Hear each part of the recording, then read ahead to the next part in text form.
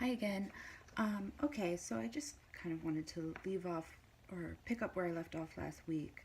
Um, I read some of the recent emails that my family has been getting from Andrew Benincasa and Joe Benincasa. And so I'll just like a couple weeks ago, maybe a week ago, I had painted some um, canvases that said, I love you, Ava, mommy loves you, and just love notes for my daughter. And I had a couple gifts for her, and someone, not me, left them at the bottom of the driveway of the Benincasa's house. They didn't do it for me; they did it just for Ava. So, and then Joe wrote a note to my aunt saying that this was really terrible, and he'd made a police report about it, and um, he called me mentally ill. And my aunt said, if I couldn't tell my daughter I loved her, I'd probably write it across the sky. Please don't bother me with these just, you know, you're claiming something bad happened, but it's really just like you've kept this mother and daughter apart for so long. She's just trying to tell her daughter she loves her. And he just wrote back, even knows her mother loves her. Now, he's locked her up in the house. I haven't seen her for a year. She hasn't been home in over a year and a half. I mean, it's just so cold and callous, and um, it's November 9th now, but I'm supposed to go to court because of Joe Benincasa is trying to put me in jail and get a warrant for my arrest and have me locked up for a while. Mostly because I'm making these videos and just talking about what has been happening. Um, he wants to shut me up, but like, I just figure I'm going to make as many of these videos as possible before I go to jail, or before Joe. I think he's trying to kill me. Um, I think he's trying to kill my daughter and my mom too. So if um, anything happens to me, I want to have these records for my daughter, for anyone else. I want to do my part um, to speak out against the abuse of children that is happening in this country. This American child trafficking, family court corruption, family court abuse, parental alienation, legal abuse, whatever you want to call it. There's some really shady shit going on in our family courts, and my case is a perfect example of that because I'm up against a very wealthy man, a CEO of the Actors Fund. His name's Joe Benincasa. He's my ex-father-in-law. He's paying for all this litigation, and I can't possibly compete with that. So going over just all this. I'm once again sitting in a pile of papers trying to make sense of this whole case. I look back on 3 years ago, even, and 4 years ago. You know, there's just so much to tell, so I'm just gonna have to make a lot of these videos and try to get the story out. It's really hard to talk about because it's happening. It's still going on. I still have not seen my daughter, and we're still suffering. People seem to think that if you're separated from your children at the border because you came here illegally, that's clearly wrong, and those people should be reunited with their kids immediately. But if you're separated through family court or CPS, then people really just don't seem to care about that. They assume there was a good reason, which is not true. There's just, there's a money buys verdicts, and the Benincasa family, they spent $200,000 to separate me and my daughter, and that's all there is to it. I love my daughter. She loves me. We really want to be together. We really want to be in each other's lives. We love each other so much. We had a good, positive, healthy relationship. I never hurt her or abused her or neglected her in any way whatsoever. I want to read my testimony to Judge Marino in a different video, but I just have to make a lot of these videos. Trying to be quiet, because but anyway, so for this video I want to read, this is a letter I got from Andrew Benincasa it's August 19th 2015. And so at this point, his brother, my ex-husband Chris Benincasa, had filed for divorce in February, but there was no agreement or settlement of any kind, or custody agreement in place, and I was still trying to like salvage the marriage. And oh, I have to, in order to tell this story, I have to kind of go back to, okay, so he filed for divorce in February, but then in May, for Mother's Day, our daughter Ava is born in May 23rd, and we had planned a big third birthday party, which happened at my parents' house, and I invited him and his whole family, and even though he had filed for divorce, I had no idea at the time that he would be able to just spend a lot of money in family court, build a case against me over the course of 4 years, and separate me and my daughter. I was naive about what was happening.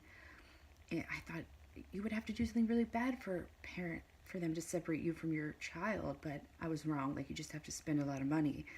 And now they're justifying this. Oh, in order to tell the story, okay, so just a little quick, brief background story.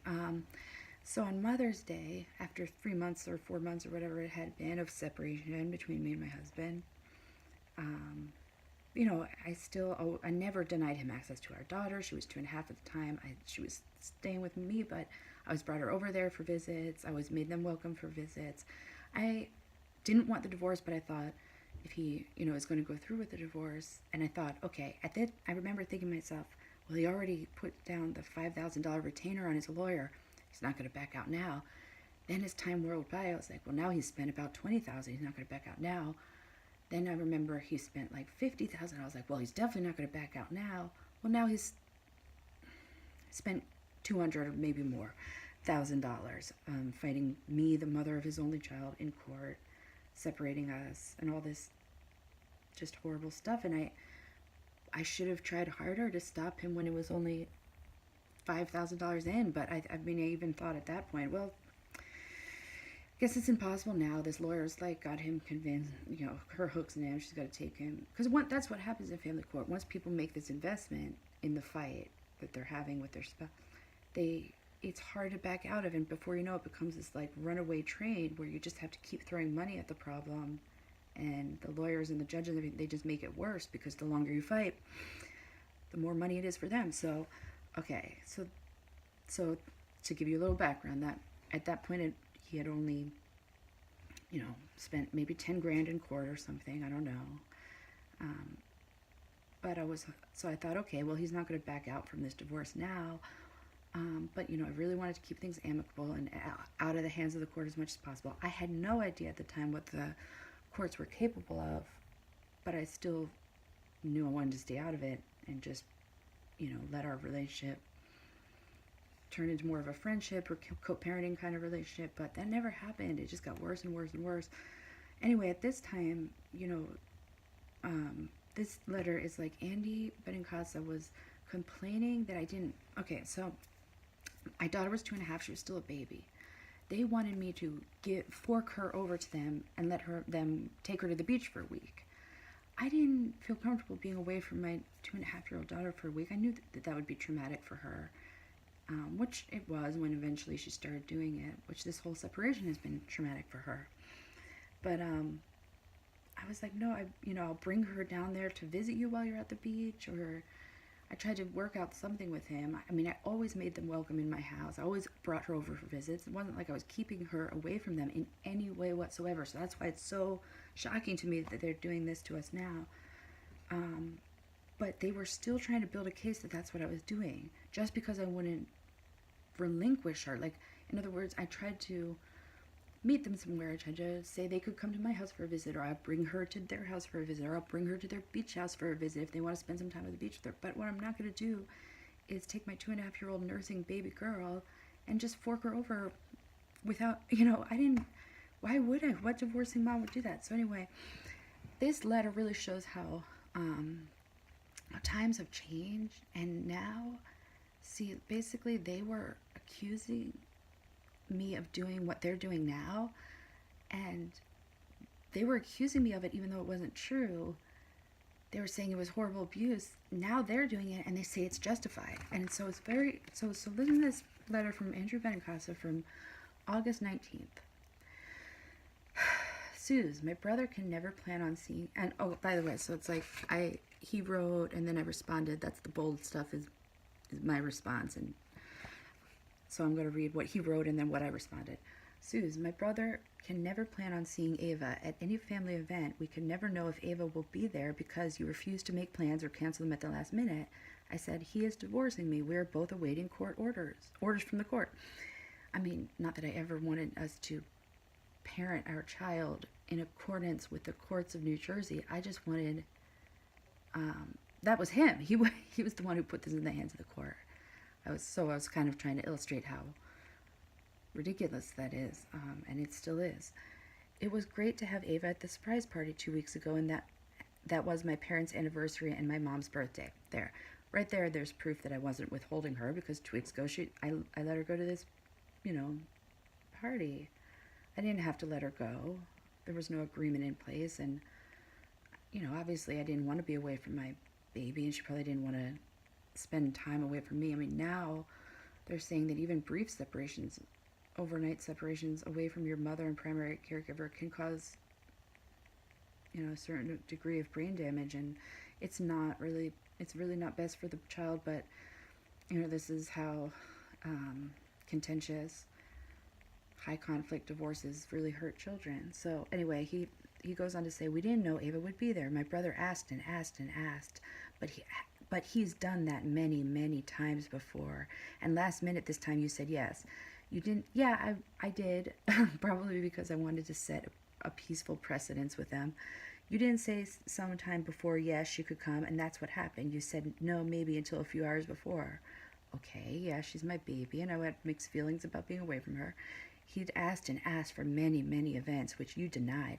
I mean, this is ridiculous. It's like, right? Anyway, my brother plans and schedules are often built around your whims. He can't make his plans because you won't let him plan to see Ava. This is all bullshit. And the way he writes is very, very over-dramatized and histrionic. But this is what I've been dealing with. Often you deny him, not directly, but keep in a state of hopeful unknowing, saying maybe, and then denying him the last minute. I repeat, my brother cannot plan on seeing his daughter.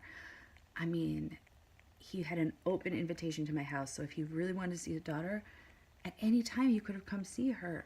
I wasn't going to just fork her over. She was a 2.5-year-old baby, and she was nursing. But they're mad just because they couldn't take her away from me. Already in 2015, they were mad about this, and it's so ridiculous. I never took any court action against them. I never got a lawyer or got a restraining order against them. They had an open invitation to my house. They've had Ava locked up in their house, and if I even try to go see her, they will have me arrested. So that's parental alienation, not just, not relinquishing your child at every drop of. So in other words, I wrote back to him, in other words, sometimes we agree and sometimes we don't. Again, we are waiting orders from the court. Seeing Ava anytime is great. Getting to see Ava for a few hours at the last minute is not the same as being able to plan to see Ava. I mean, he thinks of Ava, my daughter, as a commodity for, him to, them, that they just, are entitled to, and not a human being that needs a mother. We wanted Ava to be there. We couldn't count on it. You had denied her our family every time before. This was the exception to the rule you've established and performed. I mean, he's so fucking ridiculous. For 7 months of denying my brother from being able to plan to see his daughter. So I wasn't denying my ex-husband our daughter. I was denying him planning to see her or something, is what he's trying to say, which is just ridiculous. This is an important week now, Suze. We planned it since April and asked you then. My brother gave you several dates. Okay, yeah, this was the week of, it was a 3-year anniversary of his sister-in-law, Kate Benincasa's untimely death. Okay, and he wanted me to fork over my daughter. I don't think traumatizing my 2.5-year-old would have, made their 3-year anniversary of their death of their sister any easier. I mean, it would have been hard on my daughter. So that doesn't make it okay. Also, they have shown no remorse for, my brother passed away 2 years ago. They didn't let him come. They didn't even let Ava come to his 1-year memorial. So this is 3 years later, and it's just so hypocritical. It's ridiculous and sad. I wrote back, just because you make a plan does not mean I will agree to it. Again, we have to rely on the court's judgment here. No performance here. Just taking care of my baby girl to the best of my ability and adjusting to life as a single mom. Remember, I didn't, whatever. It's not that we're frustrated at not getting our way. Yes, that's exactly what it is. You're frustrated at not getting your way. Not getting our way would be compromising. We wouldn't get all, we would get some. Susie won't let us plan any dates to see Ava. That's just bullshit. He just said 2 weeks ago I let her go to this overnight surprise party. I mean, as for the text, my mom chose to block your text. I feel that conversations are best, but emails aren't great, but they're better than text, especially the first months of a divorce. We, the family, weird, could all receive text from you at any moment or day or night. Text of agitation and attack. Of course you're upset, you're angry, I get that. But to open your text at any moment after in frenetic cascade was unsettling. Oh my God. Heaven forbid this, 35-year-old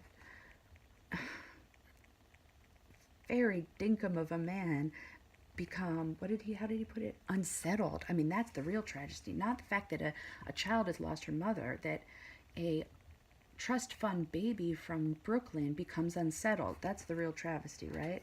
We feel emotionally under siege. There was no boundary of time or space that we could not receive a sudden attack. You think he's talking about text messages here.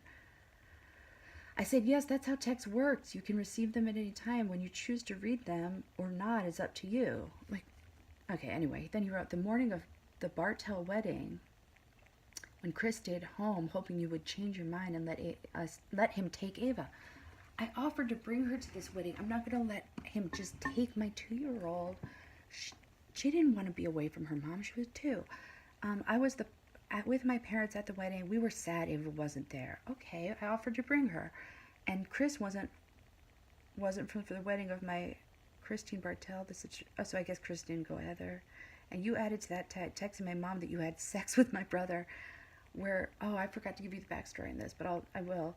We're going to use this fact to force you two back together, and laughed at my mom about it. That's where my mom decided she needed to block you, because your presence via the phone had become omnipresent and hurtful. I mean, wait, I wrote back, wait, I'm confused. Are you accusing me of using sex to strengthen the bonds of my marriage? I don't recall laughing, although the notion is laughable. I recall Chris initiated the sex you're referring to, and I took it as a sign that there was hope for our marriage and family. Silly me. Okay, I'm gonna stop there. The rest is just more dramatic bullshit from Andy Benincasa, plus this video is getting long. So I'll just say, I forgot to give the backstory. So basically, he filed for divorce in February of 2015. In May 2015, for Mother's Day, he invited me over to his house. I brought Ava over because, like I said, I never ever kept her away from her father in any way whatsoever. I just didn't do exactly what they said, which was fork her over. I always made her available, though, and he could always see her, unlike what they're doing to us now.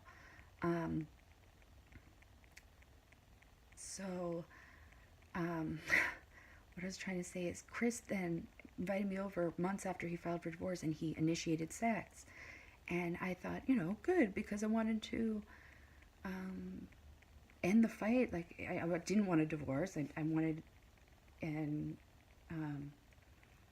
to save the marriage. So I took that as a sign that he wanted that too. And then our daughter woke up from her nap, and and I was nursing her, and I was lying we were still married at the time, and I was lying in our marital bed, the bed we shared as a married couple, and his mother, Nancy Benincasa, came into the room and said, "You really shouldn't be here." She was she sat at the edge of the bed. She goes, "You really shouldn't be here right now." And I was like, I think it's okay. And I kind of gestured to my then husband, Chris Benincasa, and I said, I expected him to say, "It's okay, Mom." But instead he was like, "Yes, you should probably leave now." And I was like, oh my God, what the fuck? We just had sex, and now he's kicking me out so that he doesn't let down his mother. It was so weird. So I was like, I texted her, it might surprise you to know we were recently intimate in that bed. We might want to salvage this. You don't have to invest so heavily in lawyers and in this divorce, but like this divorce has so much to do with my ex-mother-in-law. She really was gunning for it. She was paying for the legal fees. And obviously she like kind of oversees the situation. We were living in her house, and obviously like my ex-husband was completely under her thumb. I mean, he wanted to have sex with me, his wife, but he didn't want his mom to know that he wanted to have sex with his wife. And then he kicked me, his wife, and the mother of his child out of the house right after we had sex. So that's what I was laughing about. Then they accused me of using sex to, how did Andy put it? Oh my God, what is that? No, I just, where did I just put that? Oh, here it is. They accused me of using sex to force the two of us back together. I mean, we're talking about a husband and wife on the verge of divorce. I mean, if anything, you use sex to strengthen your marriage. It's such a weird thing. All right.